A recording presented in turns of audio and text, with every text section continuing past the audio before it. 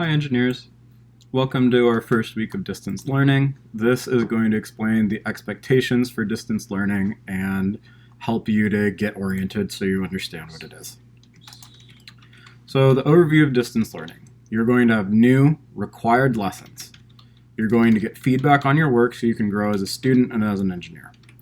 You're not going to get points, so you're not getting graded like normal, and there are not going to be report cards for this semester.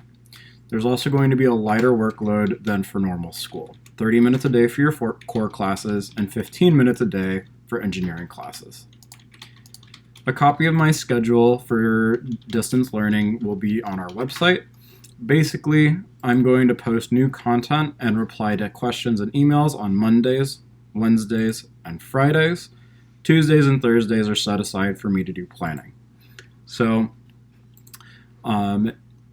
And I won't necessarily be doing emails on Tuesdays and Thursdays.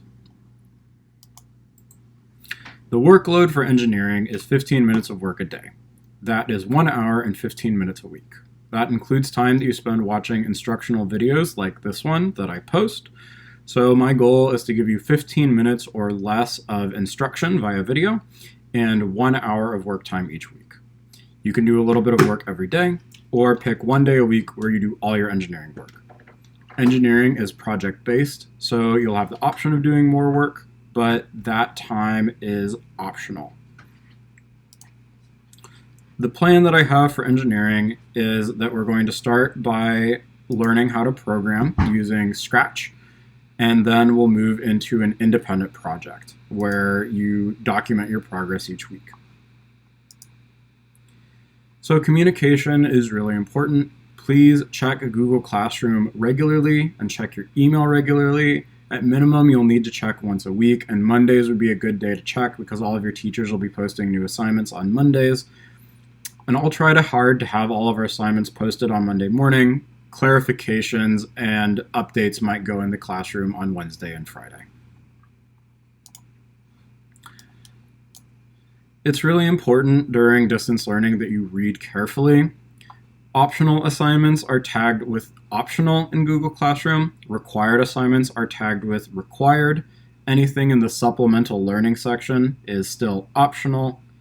And the reading carefully part is that many assignments are going to have multiple parts and attachments. So for example, here is the engineering social Padlet. So first, you can tell that it's optional because of the optional tag. Second, there's a set of instructions that you need to read. And there are two links. One is the link to the Padlet. The second is a link to a YouTube video where I explain how to use it. So you need to watch the how-to video first, then you can go to the social Padlet and start using it. There's also a comment where I added more information because I thought something wasn't clear.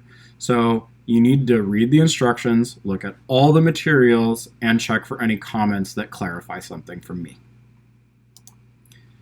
So while we're doing distance learning, it's really important that you ask questions. When we're in a classroom, I can watch your work and make a good guess if you might be having a hard time.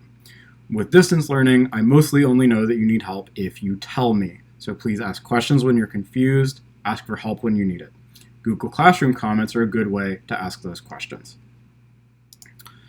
There are public comments and private comments in Google Classroom. You should use public comments when you have a question that's relevant for the whole class. You might get an answer faster because another student would be able to answer your question too. You should use private comments when you have a me question or only want me to see it. Do not misuse the public comments. If an individual student misuses the comments, I'll mute them. If the whole class misuses the comments, they'll be disabled for everyone. We have that social Padlet if you want to just say hi to somebody, so use that instead. All right, and last, I just want to remind you to be kind. This is new and kind of hard for all of us. Be kind to yourself, be kind to each other, be kind to your families. Your health and safety is more important than completing the schoolwork. If something is really hard or really stressful for you, take a break and please reach out to me. I can help you. I want to help you. And last, if you need help accessing the internet or anything else in order to be successful with distance learning, please let me know. All right, I'm really excited to start learning new stuff with you and teaching with you. I hope that you have a fantastic week this week.